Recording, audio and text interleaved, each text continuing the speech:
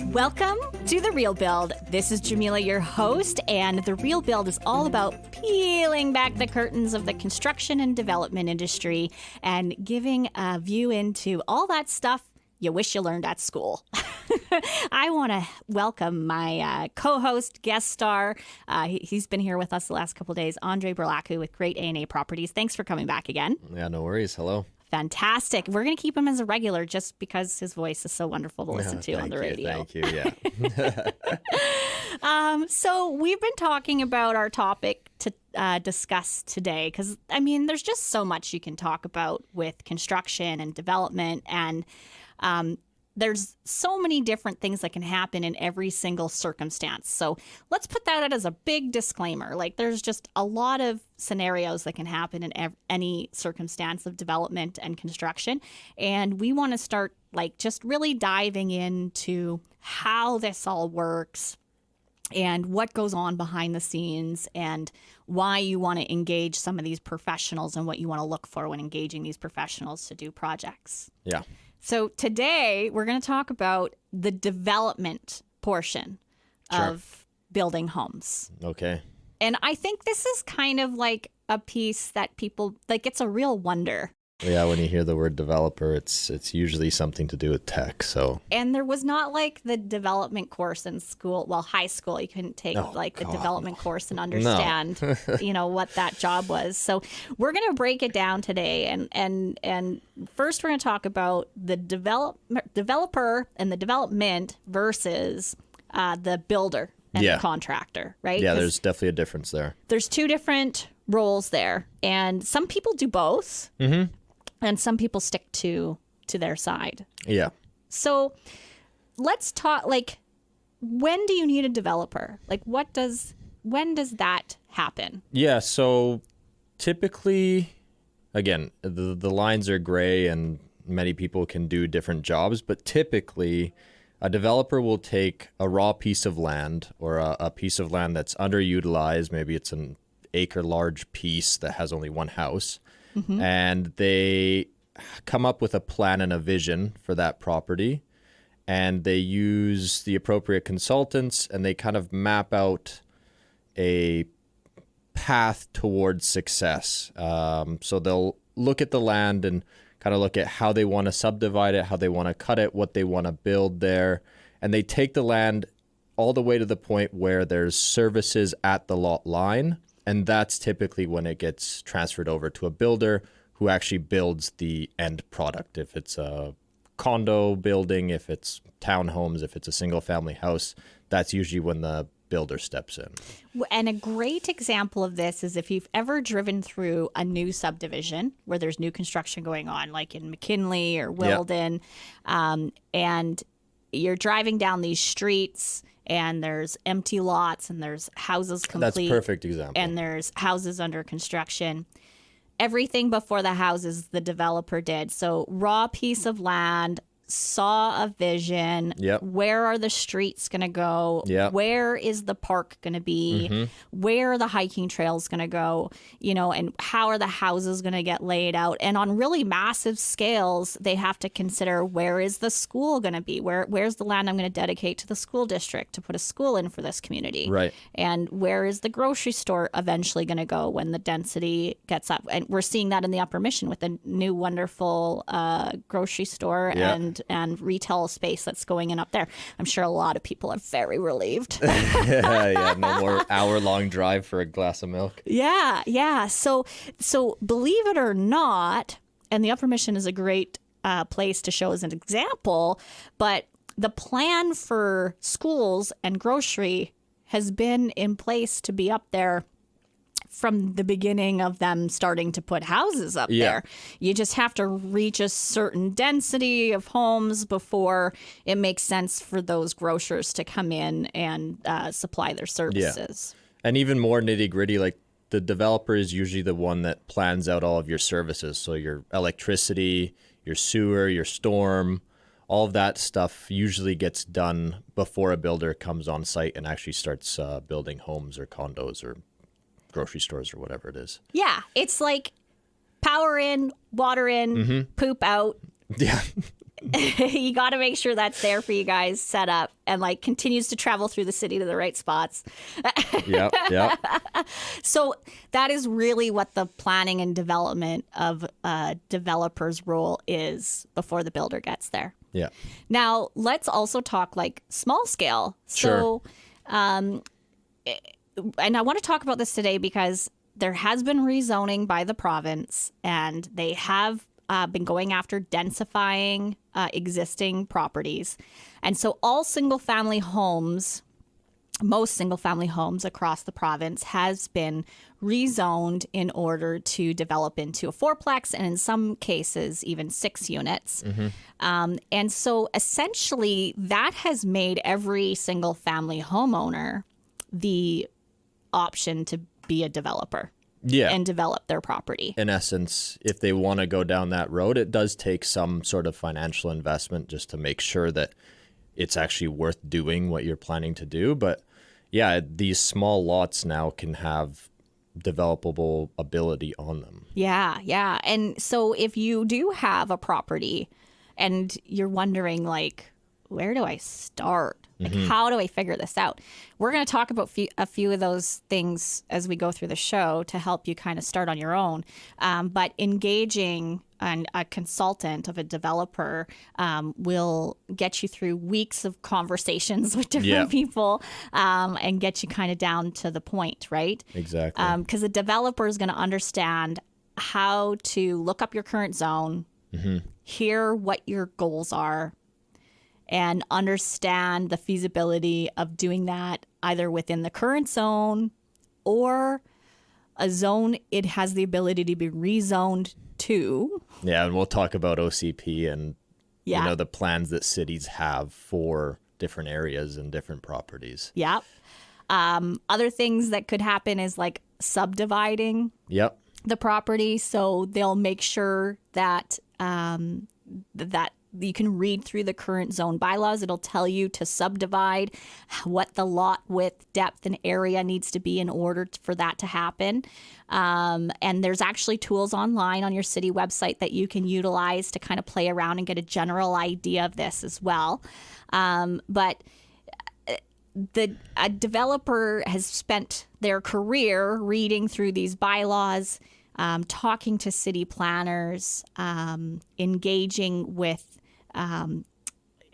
civil contractors, and kind of just understanding based on what services are already existing, what you're going to need to accomplish whatever you're adding to the property. Yeah. And how that gets done right at the end.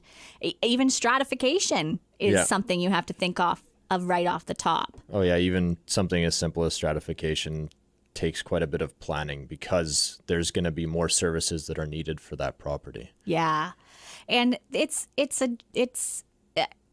essentially like, this is going to be a weird description of it, but and maybe it's because I'm a girl.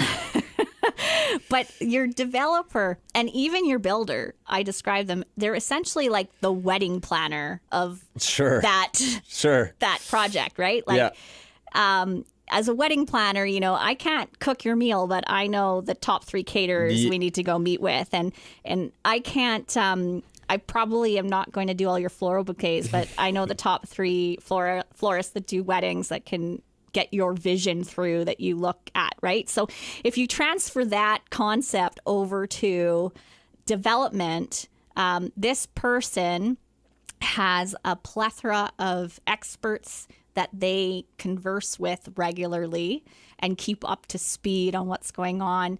And that's why they're really valuable if you're looking to develop your property. Yeah, the industry connections are going to be one part of it that is kind of going to make that the process of developing your land either easy or difficult, just depending on who you know and what kind of information that they're able to give to you up front.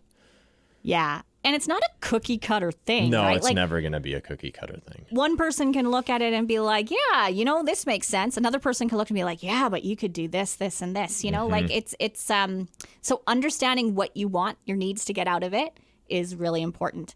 Now, we're going to keep talking about this topic. coming up next, we're going to dive into the city tools, the online city tools that we mentioned that are there for you to go on and dabble around and kind of see what you can do with your property. But anyway, stay tuned. We're going to talk about that when we come back. Welcome back to The Real Build. I'm your host, Jamila. I'm here with my, we'll call him a co-star, Andrei Burlacu with Great Dania Properties. Thanks for coming out. Hello, thank you. We are talking about land development today. The mysterious land developer. No class in high school to take to understand what this is. And now more than ever is this person becoming essential in consulting with everyday people because you get to redevelop your land into 4 units now. Yeah. The expertise is going to be needed across many cities across BC. Yeah, for efficiencies and not going in a rabbit hole because you can get a lot of different answers sometimes. You can get stuck so easily. Yeah. So let's talk about, how we start. And sure. People love to do their own research these days. The internet is a wonderful place where there's a lot of information, especially in this area. Mm-hmm. And so we're going to talk about that, like how you can do some research on your own and get a little bit of understanding. And one of the best places to go is your city municipal website. Yes. Yeah. On this website, they have a mapping system. Yes, GIS mapping system. And it is our best friend. Typically, yeah. Whenever you come across a property or you have an idea or you see a piece of land for sale, that's typically where I go. I know that's typically where you go too. And on that mapping software, you can see things like, past assessment reports. It can go as simple as that. It can go as complex as current zoning, future zoning, what the city wants to see in that area over the next 10, 20, 30 years. That'll be called kind of your OCP or your official community plan that the city usually puts out every couple of years.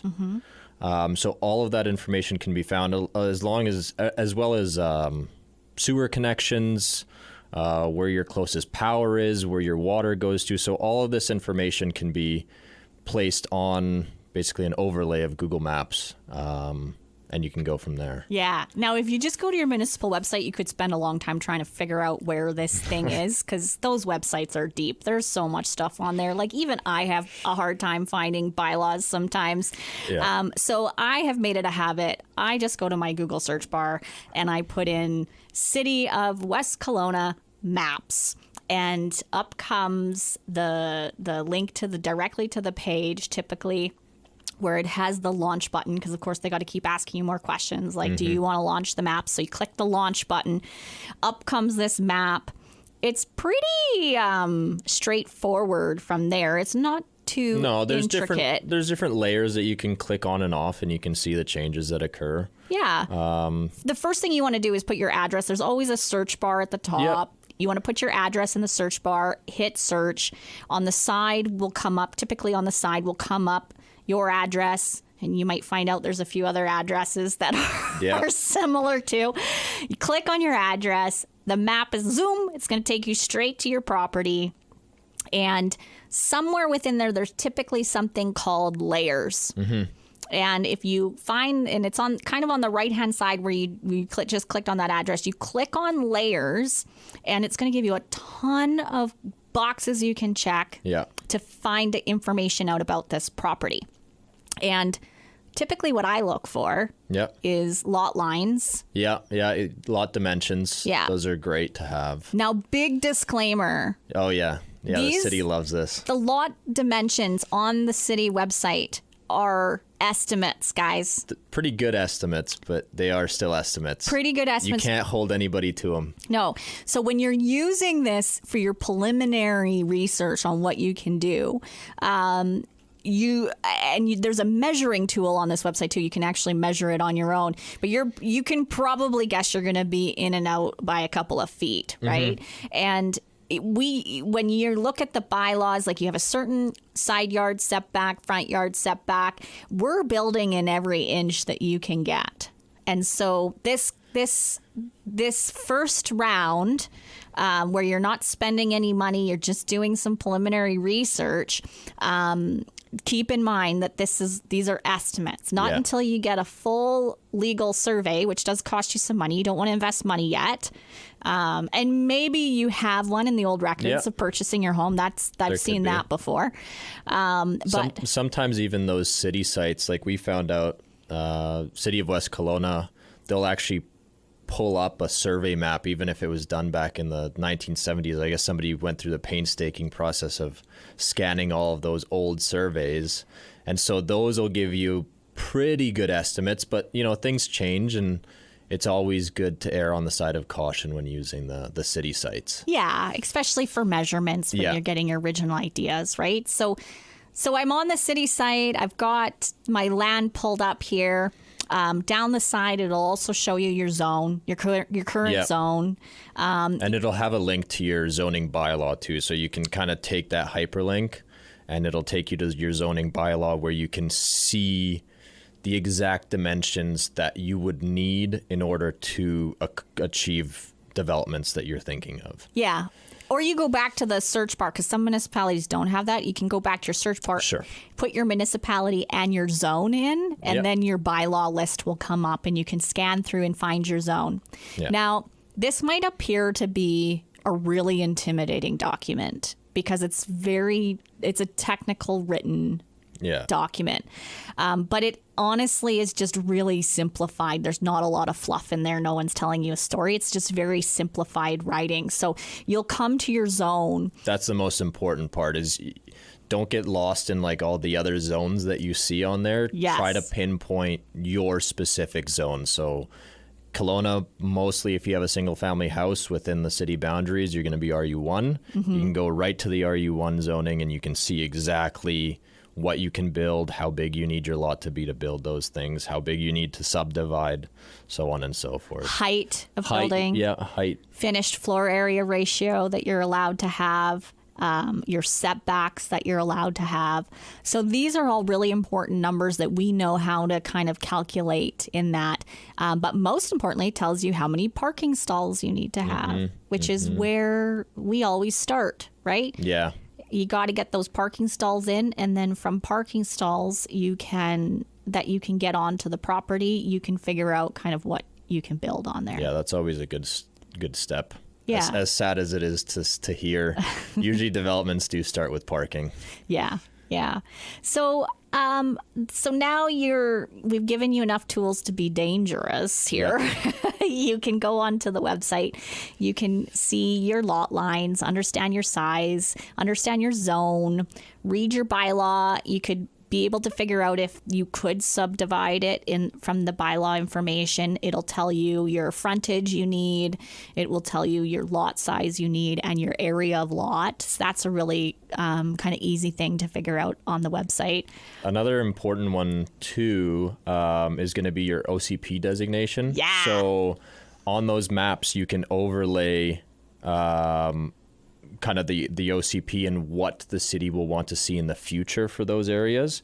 And so you might find that, okay, my property is zoned as single family residential right now, but the city actually wants to see some sort of townhouse density in the future.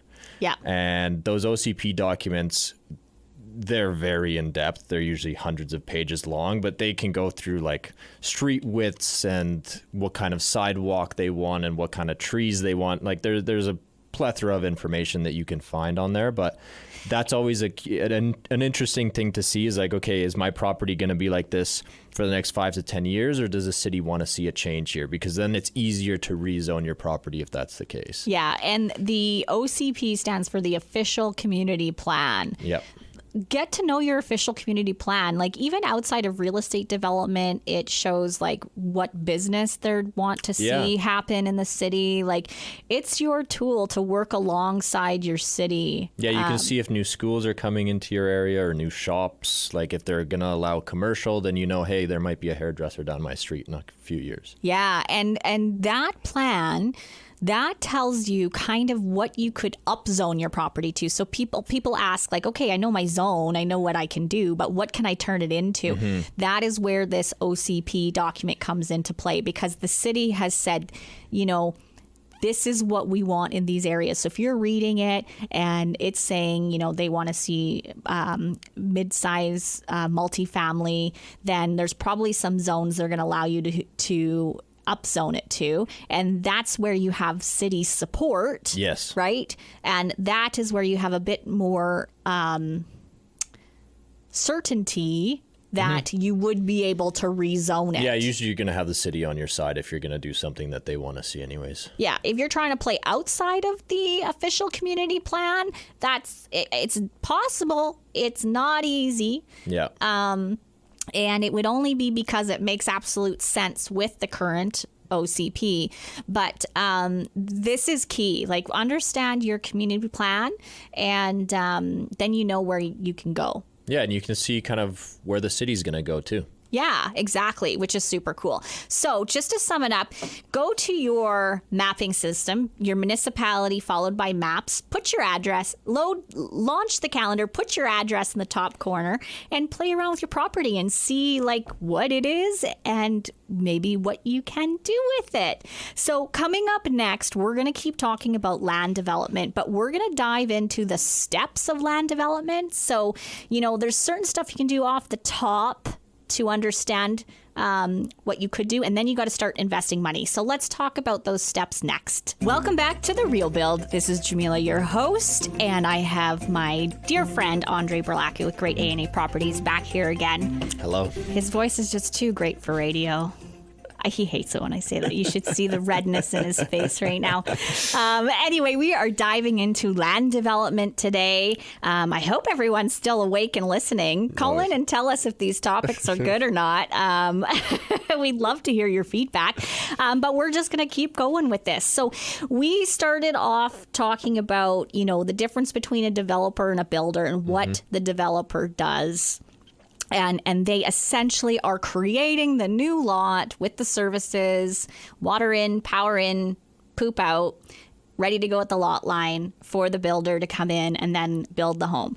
And then we talked about some tips and tricks you could use to look up your property, to understand, what you could do with it. So understanding the size of the property, the current zone of the property, and even taking it to the next level, understanding your official community plan of that area, meaning what the property could be rezoned to, right? That's right. So now what we're going to talk about is the process of this, right? So everyone would love to just be told, this is what you can do, this is what it's going to look like, and this is how much it's going to cost, right off the top.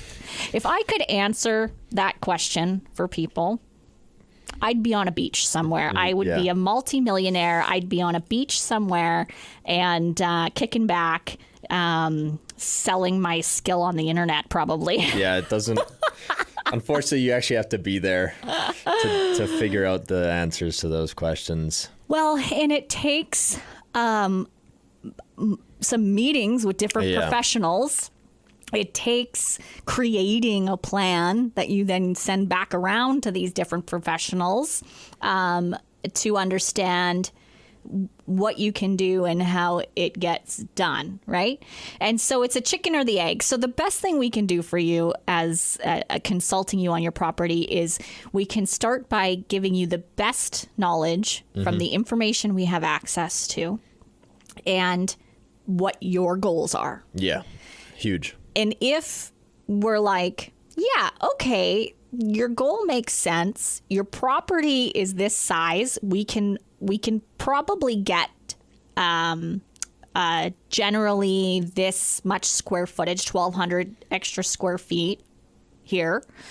And the rough cost per square foot build number is this.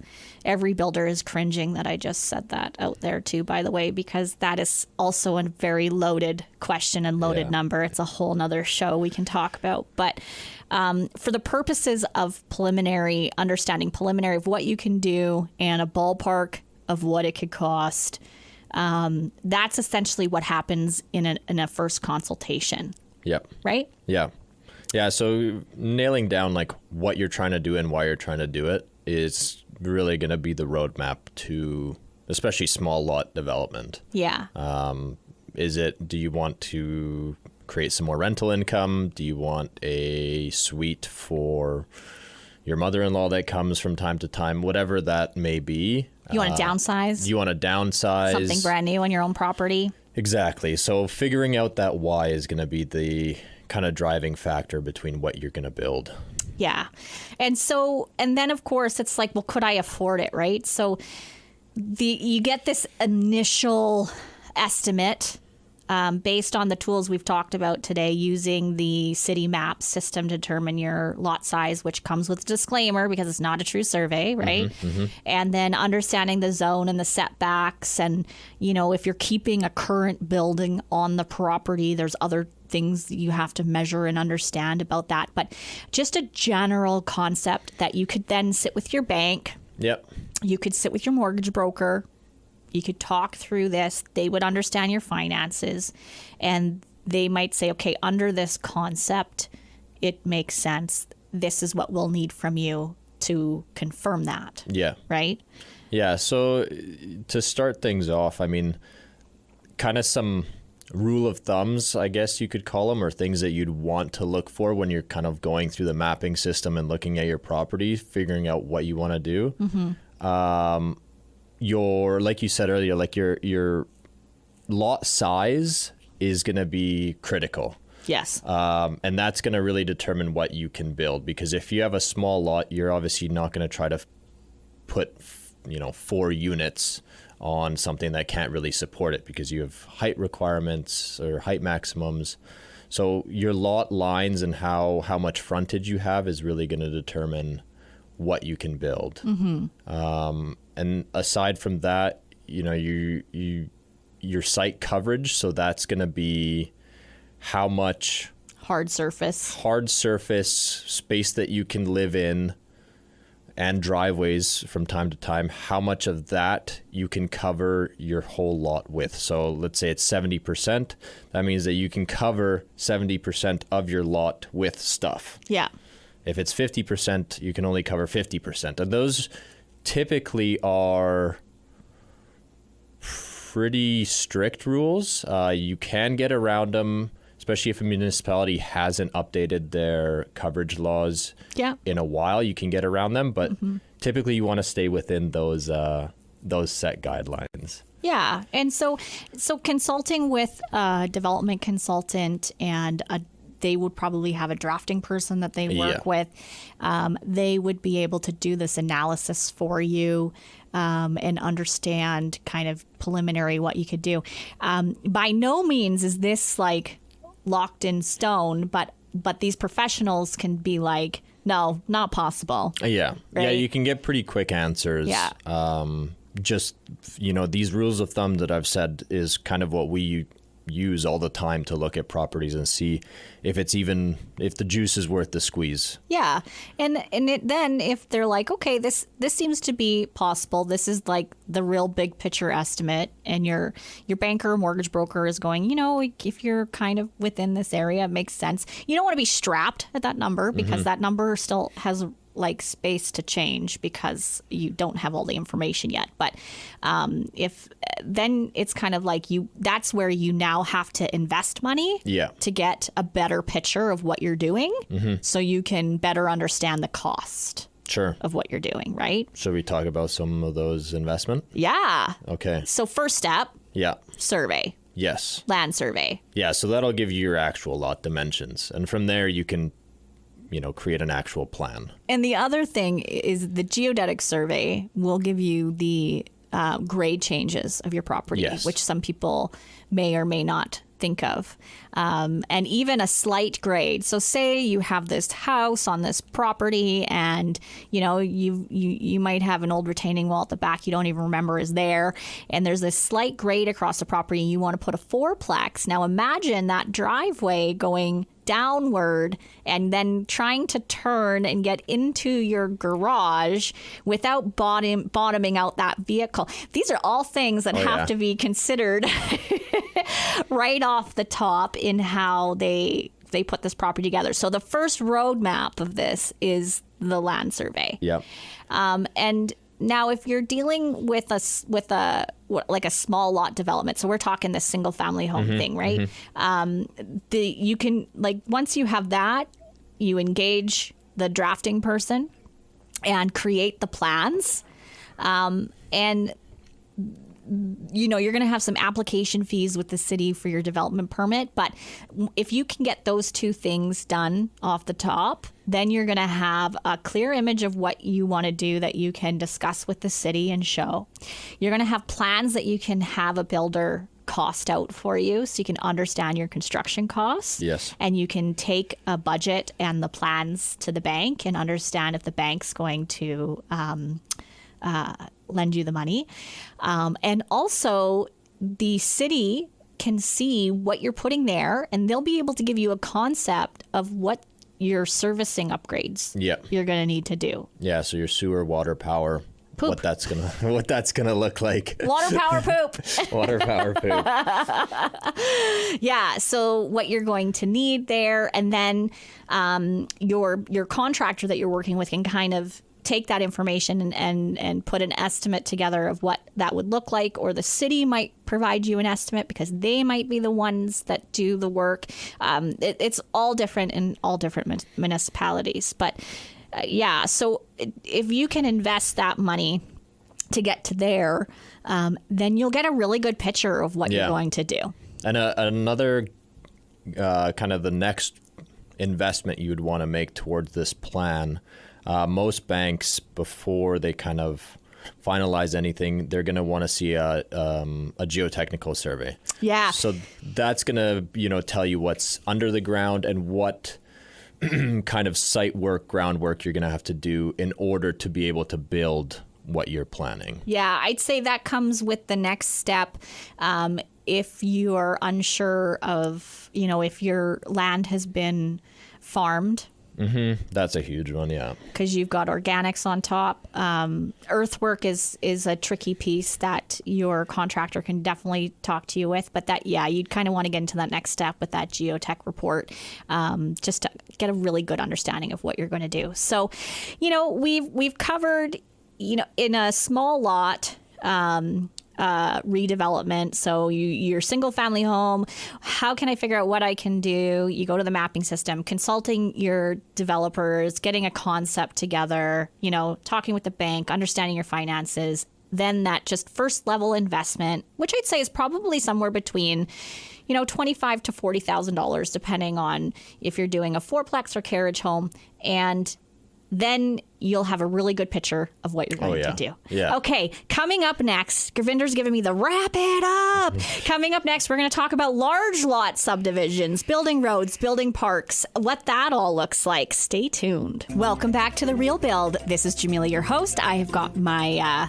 I'm calling him all different things today. Co-star, colleague, Andrei Burlacu, with Great NA Properties, voice of the hour. Hello.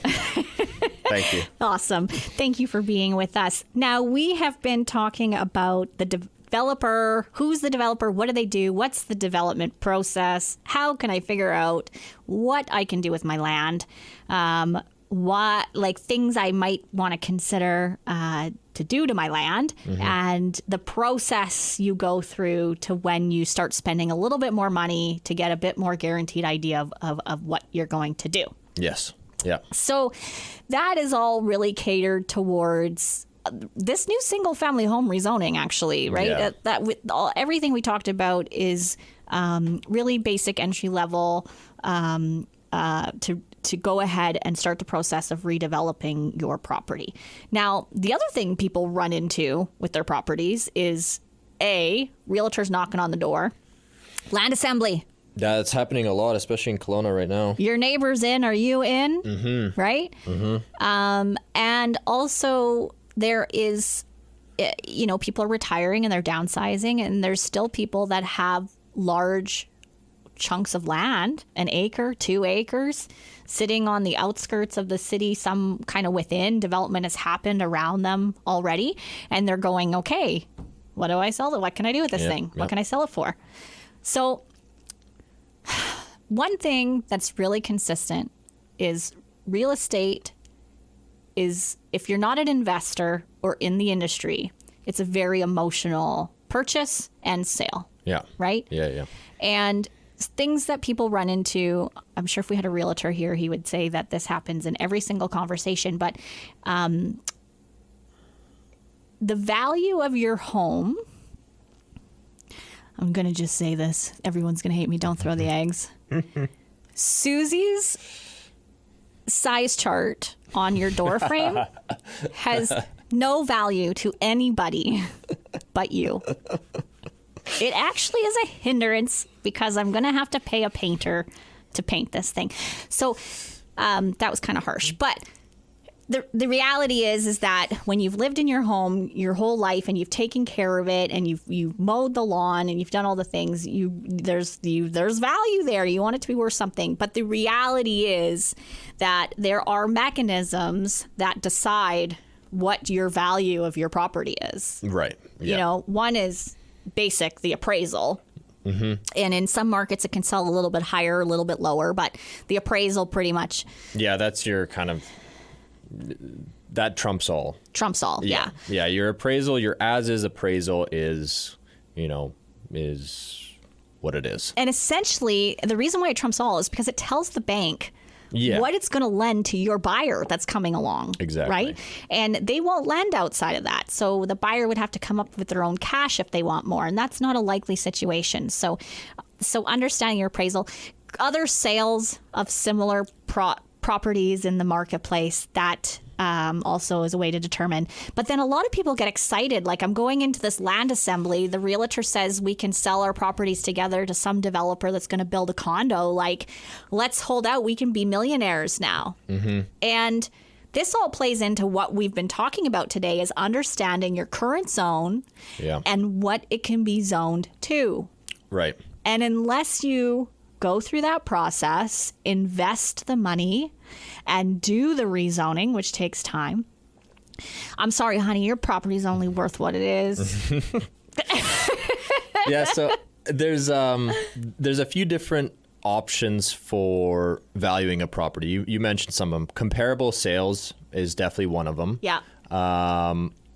And your as-is appraisal is a very, very good thing to lean on. And so your as-is appraisal will look at comparable sales, and it'll look at your current zoning. So even if your property can get zoned to a condo building, but you only have as a single family house, yes, there's potential in that, but there's still a lot of work that has to go into getting that zoning, upzoning that property. Yeah, which we've been talking about today, hiring a land surveyor, getting the geotech involved. There's fees involved with the city. There's, conversations that need to happen. There's building improvements and road improvement that need to happen, sidewalks that need to go in. So there's a whole bunch of these different things and costs and time that has to go in to actually change your property zoning from what it is to what it could be in the future. And so that's why typically you're not going to get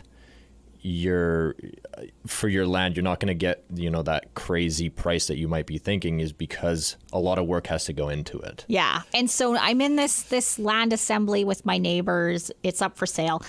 Here comes the developer. You're a developer that would analyze this project. Not emotional. Sure. Houses are coming down. No. Location. Yeah. What my product's going to sell for. Yeah. How many pieces of that inventory can I put on the land?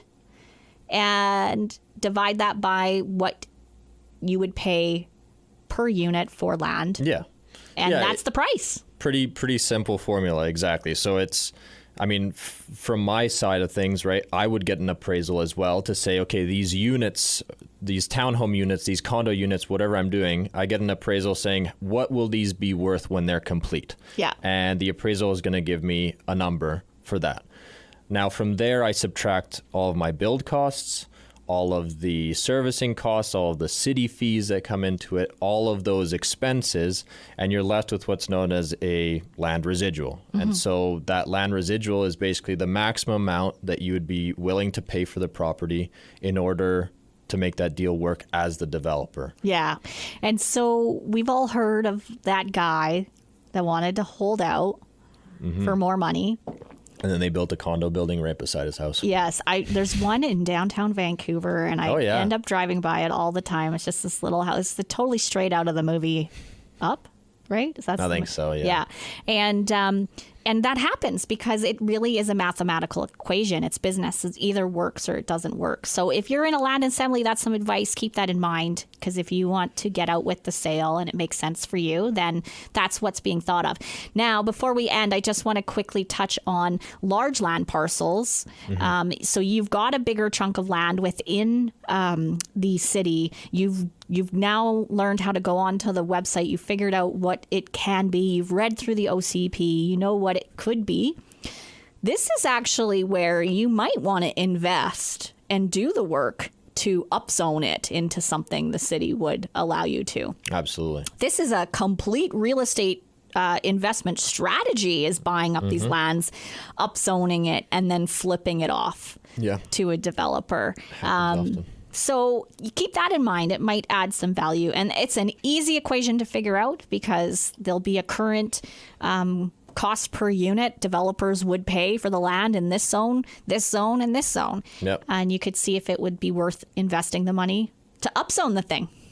That's right. Okay. Well, if you're still awake out there, that is development. That is the tip of the iceberg of developing properties. Maybe one of these days we'll do a show about our experiences, our stories of developing. That would be fun. It'd be painful probably for us, fun for everybody else. But thank you for tuning in this week. You can find us every Tuesday at 2. This is The Real Build with Jamila, your host. We'll see you next Tuesday.